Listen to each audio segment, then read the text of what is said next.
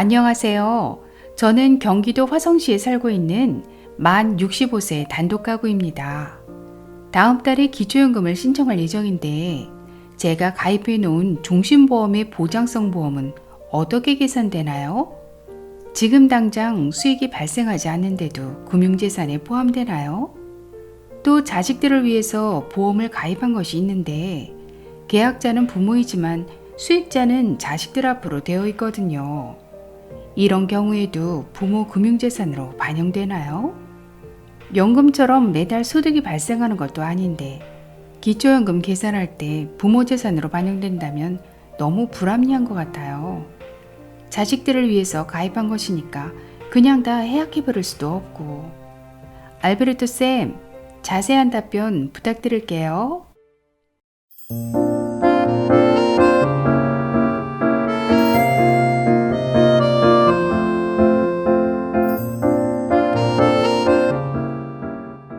안녕하셨습니까? 행복한 인생의 음악 알베르토입니다.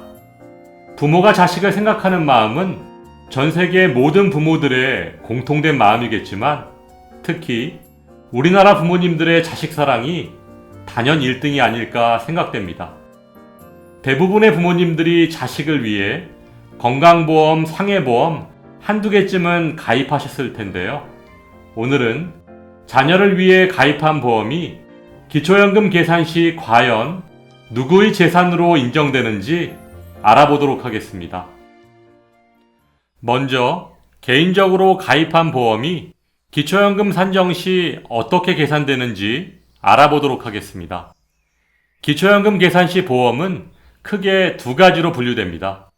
정기적인 소득이 발생하는 저축성 보험과 정기적인 소득이 발생하지 않는 보장성 보험이 있는데요. 그럼 저축성 보험, 즉 연금보험, 연금저축 등은 기초연금 계산 시 어떻게 계산될까요?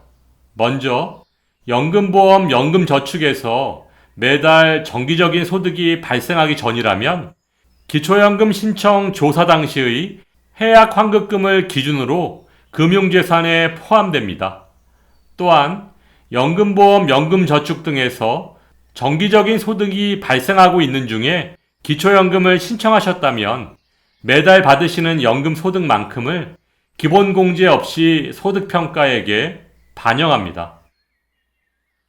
다음은 정기적인 소득이 발생하지 않는 보장성 보험에 대해 설명드리겠습니다. 보장성 보험은 건강보험, 종신보험 등 본인이 아프거나 사망한 후에 받을 수 있는 보험을 말하는데요. 본인이 살아서 받을 수 없는 돈임에도 기초연금 신청 조사 당시의 해약 환급금을 기준으로 금융재산에 포함된다는 점 꼭 기억하시기 바랍니다. 아니, 내가 받아서 쓸 수 있는 돈도 아닌데 기초연금 계산할 때 금융재산에 포함시키는 것은 정말 너무한 거 아닌가요? 내가 성실하게 납부한 국민연금 때문에 기초연금이 깎이는 것도 화가 나는데 이젠 살아서 타먹지도 못하는 보험금 때문에 기초연금을 못 받게 된다면 그냥 해약해 버려야겠네요. 네, 종신보험과 같은 경우 계약자가 언제든 해약할 수 있으므로 금융재산에 포함시키는 것입니다. 하지만 해약을 하시게 되면 해약 환급금만큼 금융재산이 또 늘어나게 되니까 오히려 불리하게 작용할 수도 있습니다. 따라서 보험은 처음 가입할 때부터 정말 신중하게 판단하셔야 합니다. 다음은 오늘 의뢰인께서 궁금해하시는 자녀들을 위해 부모가 가입한 보험은 기초연금 계산 시 부모의 재산일까요? 아니면 자녀의 재산일까요? 정답은 부모의 재산입니다. 먼저 보험 용어를 설명드리면 보험 계약자는 보험 계약의 한쪽 당사자로서 보험료를 내는 사람을 말하고 보험 수익자는 나중에 보험금을 받을 사람을 말합니다. 그렇다면 오늘 의뢰인께서는 보험 계약자로서 그동안 보험금을 납부했었고 앞으로 보험금은 자녀들이 받게 된다는 것인데요. 기초연금법 시행령 제3조 제1항에 따라 보험 상품은 금융재산으로 산정합니다. 그런데 금융재산의 경우 원칙적으로 예금주 명의의 재산으로 산정되므로 보험금은 계약자인 부모의 재산에 포함시키는 것입니다. 또한 계약자인 부모가 보험금을 받은 수익자를 언제든 변경할 수 있고 보험을 중도에 해약할 수 있으므로 부모의 금융재산에 포함시키는 것입니다. 선생님 설명을 듣고 나니까 이해가 되긴 하는데 그래도 자식을 위해 보험금을 납부했는데 그것마저 부모의 재산으로 반영한다는 것은 너무한 것 같아요. 없는 사람들 재산에만 이것저것 불리한 조건들이 많은 것 같아서 마음이 불편하네요. 아무튼 오늘 자세한 설명 감사드리고 앞으로 더 좋은 방송 기대할게요.